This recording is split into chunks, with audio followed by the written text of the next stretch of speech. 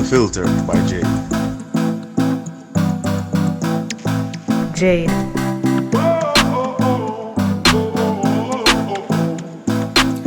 Welcome to the Unfiltered by Jade, where we educate, empower, and entertain. Feel free to like, share, subscribe, download, donate, and make everybody know about this.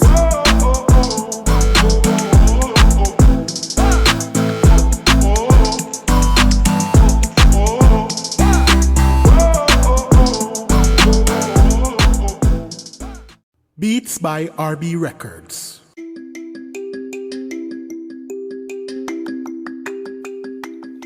Shopping assistance, your style, your budget. Our services include online and local shopping for individuals and businesses, personal shopping, purchasing of company and office supplies, importing and exporting small packages across Jamaica and worldwide, and helping you find unique gifts and items for all events and occasions. Contact us at 876-919-5195 or shoppingassistance2015@gmail.com. Shopping Assistance, your style, your budget.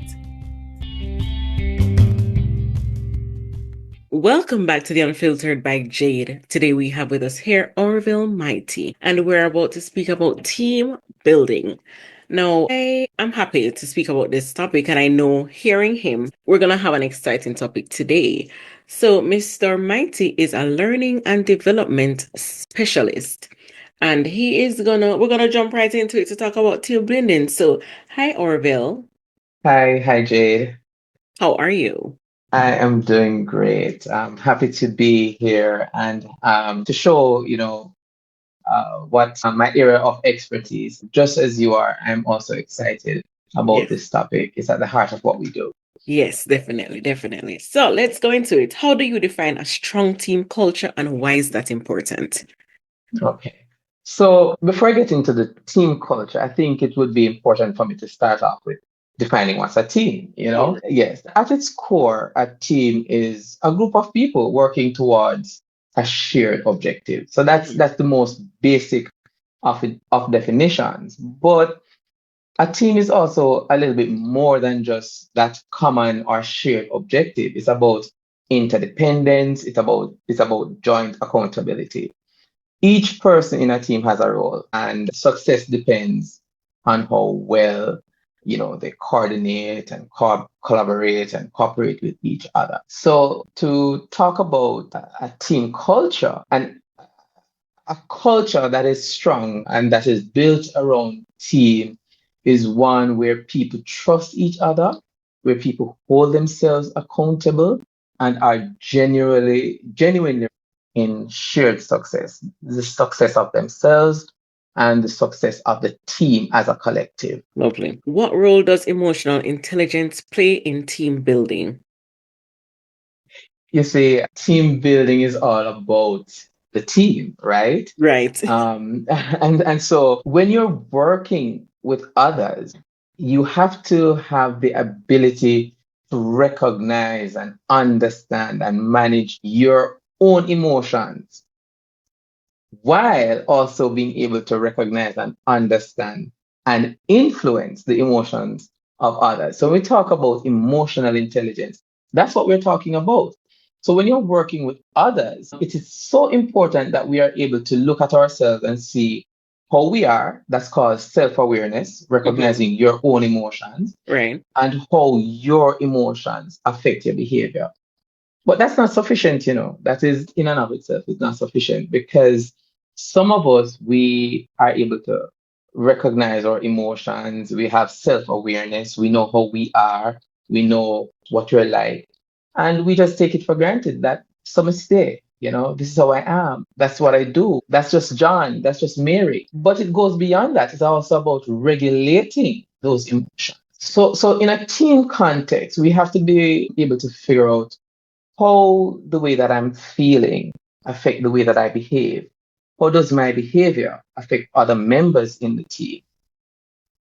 And so to answer your question, it is absolutely crucial And beyond self-awareness, knowing ourselves and regulating ourselves is also knowing our team members. And I'm sure you can see how important that is. That's Right. what we call social awareness, understanding and empathizing with the emotions of others in your team.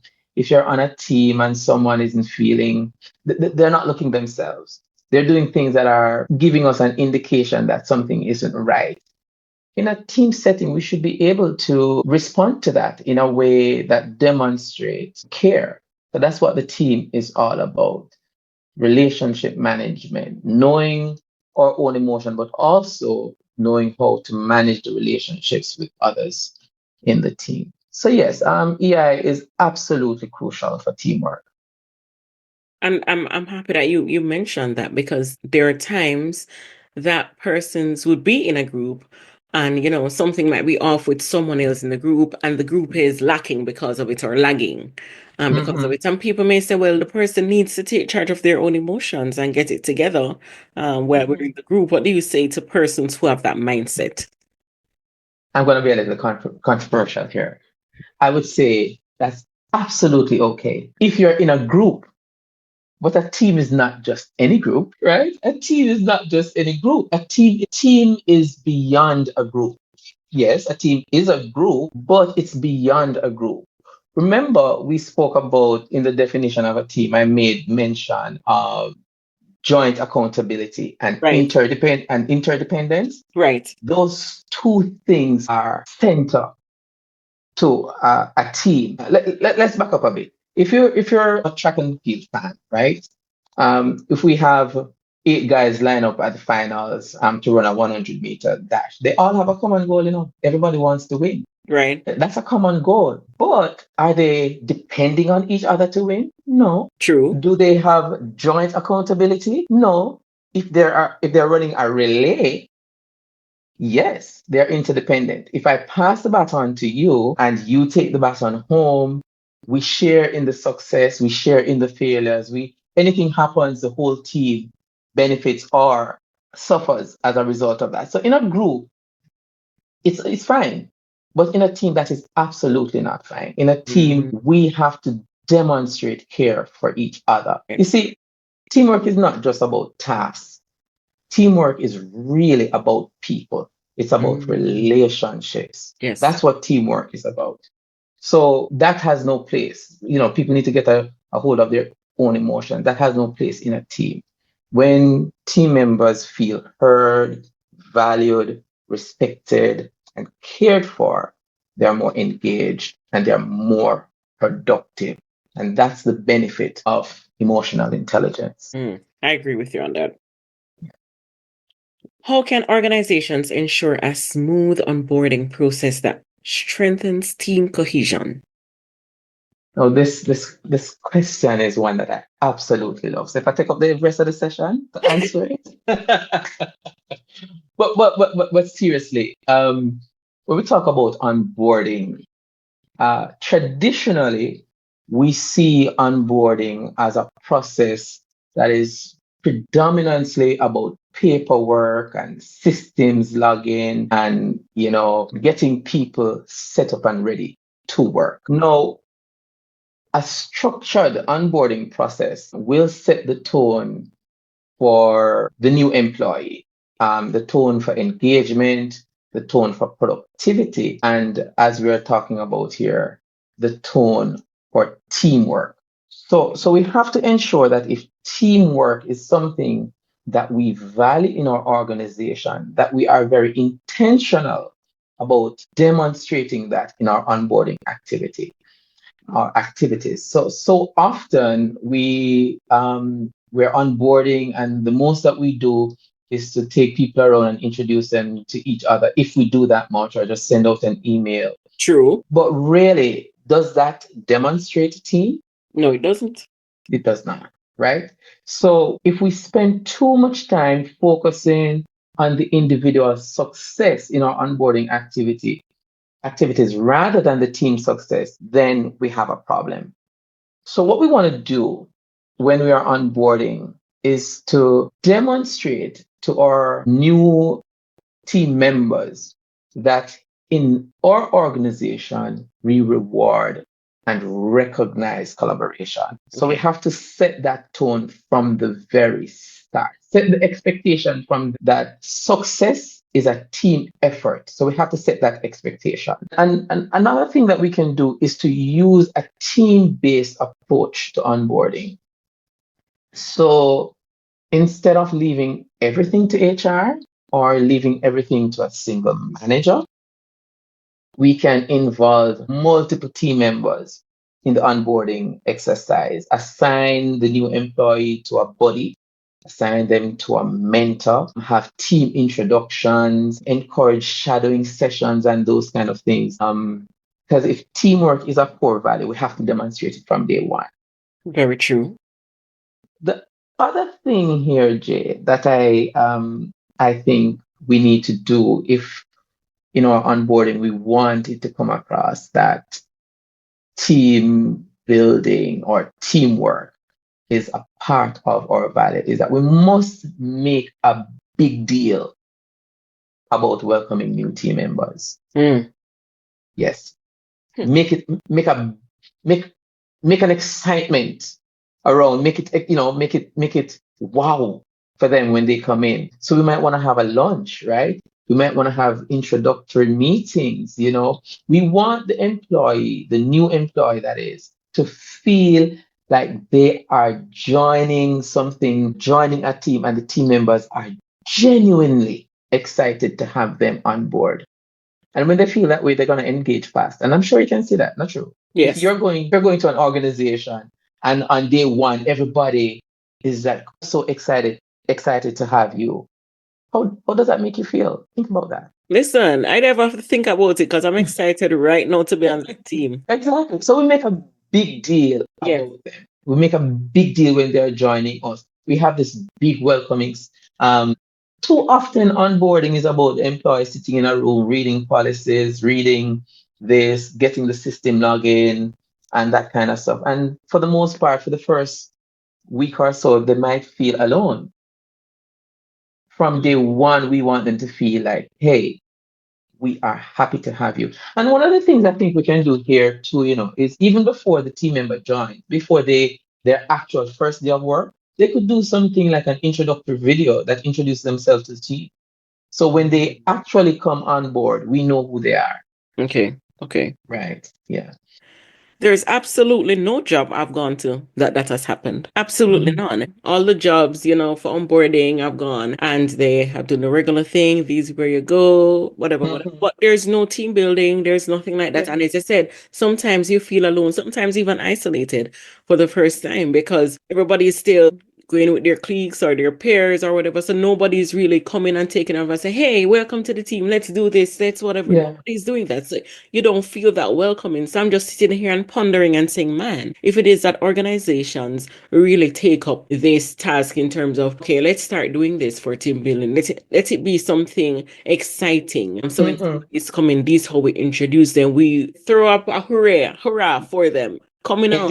That would actually be something nice to happen. Yeah. So the thing is, it's a mindset that we take to onboarding. The mindset that the traditional mindset, let me put it that way. The traditional mindset is about getting employees up to speed. Yes. So we need them to know where they can access this, where the printer is, where the lunchroom is, where the restrooms are. Giving them, all the policies that they need to be aware of, showing them where, that's it. It's about getting them up to speed. But really and truly, if we want our new team members to engage early, if we want our team members to feel a part of this team, we have to show it to them. So we have to have a new perspective as to what onboarding is about. Make it less about getting them up to speed and more about getting them connected. Because strong relationships will lead to stronger collaboration and better results for the team, for the organization. So it's a shift in our thinking, it's a shift in our mindset that is required here. I agree with you on that. How do you balance accountability with flexibility to maintain a positive team environment? How do I respond to this? Let me start by saying I actually don't think there needs to be a balancing act. All right, let me clarify. Accountability and flexibility can coexist perfectly. Okay.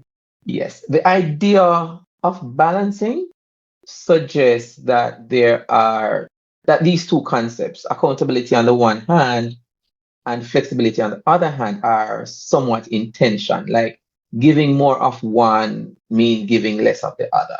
Okay. Okay. And yeah, and that's actually a misconception. Oh, okay. Yeah.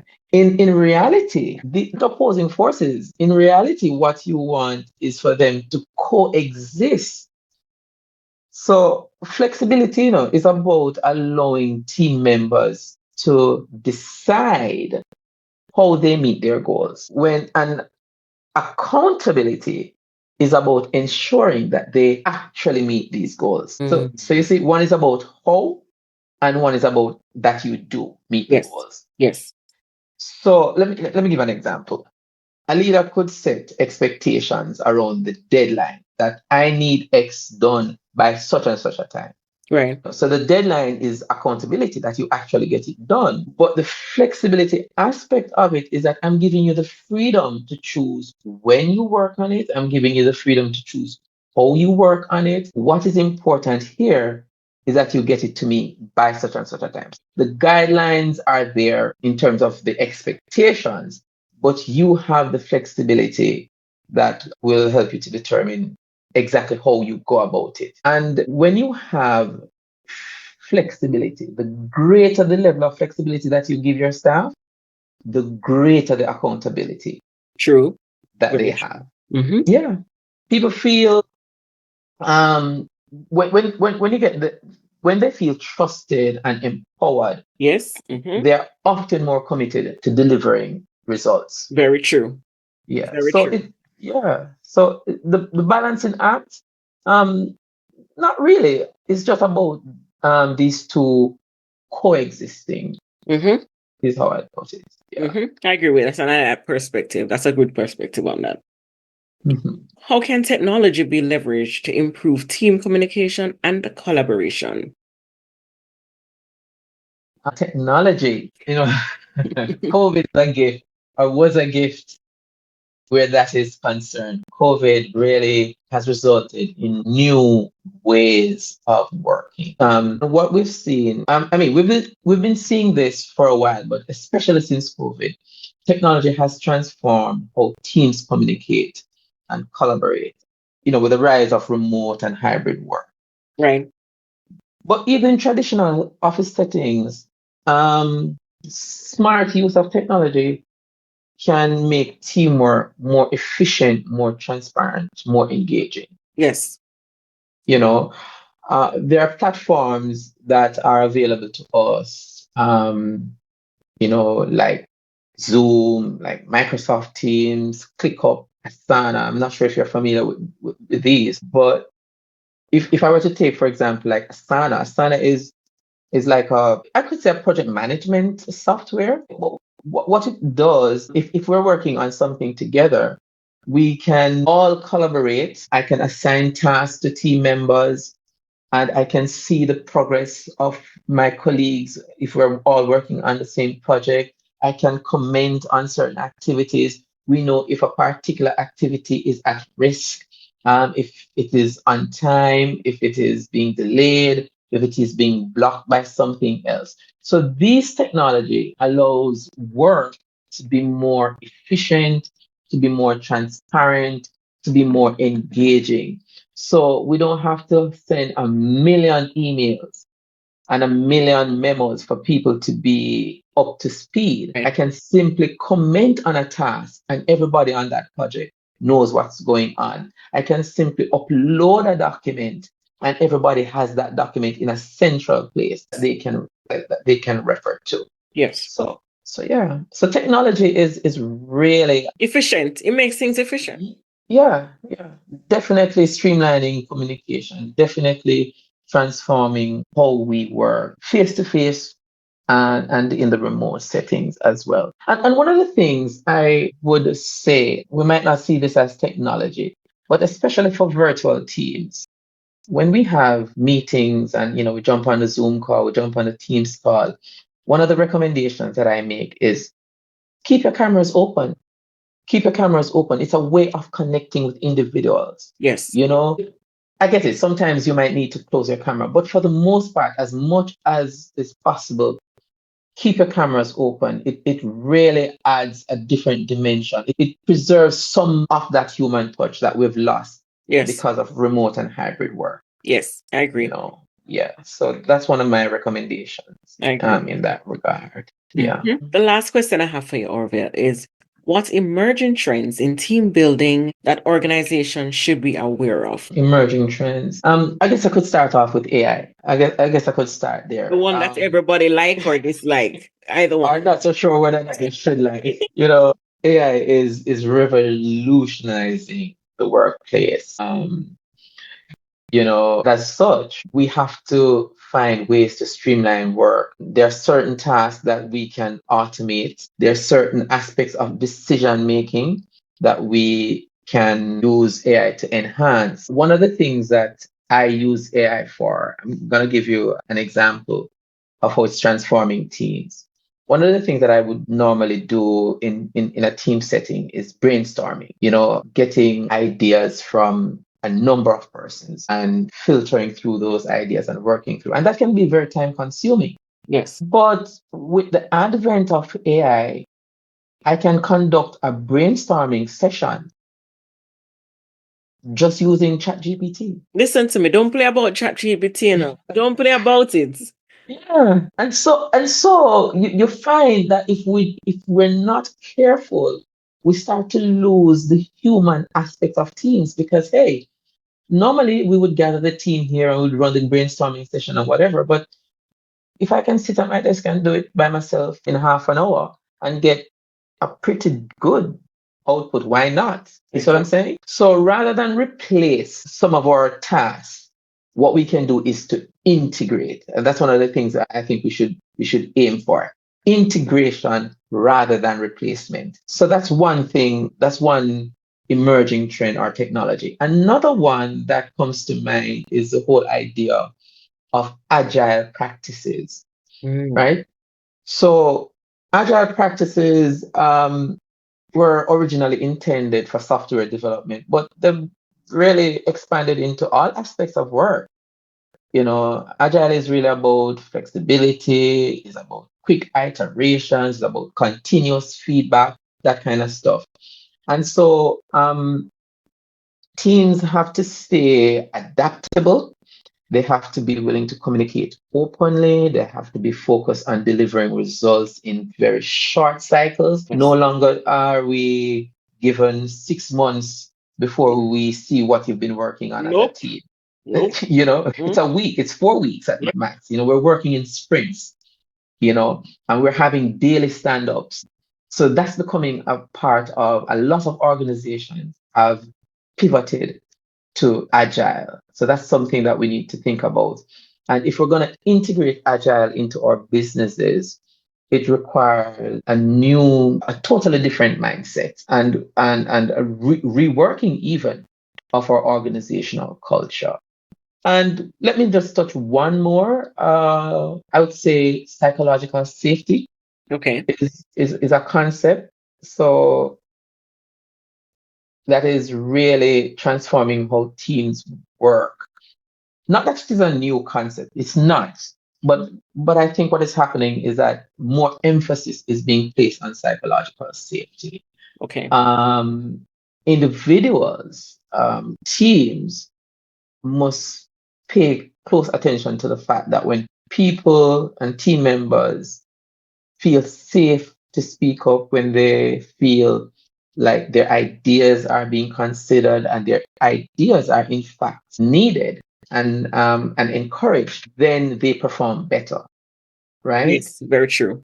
Yeah, they do perform better. And so the whole idea here is that we must seek to create an environment where individuals can feel so comfortable to Right. speak up and to act without fear or blame of punishment. And this builds trust, So that's one of the things that, not a new concept by any stretch of the imagination, but is a concept that is becoming more relevant in our work. So those are some of the things that I would probably point to as emerging trends. Lovely. Lovely. Yeah. I want you to tell us, Orville, if it is that we want to find you, where is it that we can find you? Okay. So I work with Next Level Training and consultancy services. So you can find us online at www.nextleveltcs.com. You can reach out to us by email, info@nextleveltcs.com. You can give us a call, 876-878-3432. Find us on Instagram at nextleveltcs.com. Those are some of the ways that you can find us. Or you can link me up on LinkedIn. Just look for me, Orville Mighty, on LinkedIn. You'll find me there. Reach out and we can have a conversation. Lovely. Lovely. Thank you so much, Orville, for speaking to us and giving us new insights. I mean, It's with my pleasure. on team building, because whoever thought that people could incorporate these things and have a better team, and by virtue of that, having a better organization. Indeed. Indeed. Can you imagine people wanting and loving to go to work because of the great team building that is happening there? I know, right? It's not just about going to work, because now some of us are working remotely. But can you imagine working remotely and being excited to get up because you're going to connect with your team? Can you imagine that? Yes. I love that. I absolutely love that idea. And I'm hoping that organizations, people on a whole, can listen and take from what you're saying in terms of doing that, even if they need to incorporate and get someone like a team leader or a team building leader or Mr. Orville himself to come in and speak to a group about Yes. our organization, about team building. That can be done. Anything that you can do to make your organization better, I think it should be done. Investing in team building is an investment that will always pay dividends. Yes. Always. If people enjoy working with each other, they perform so much better. True. Yeah. Truly. I agree with that. So thank you so much. And I want to say thank you even to my listeners on the Unfiltered by Jade. And we'll be back next week, Tuesday. Thank you.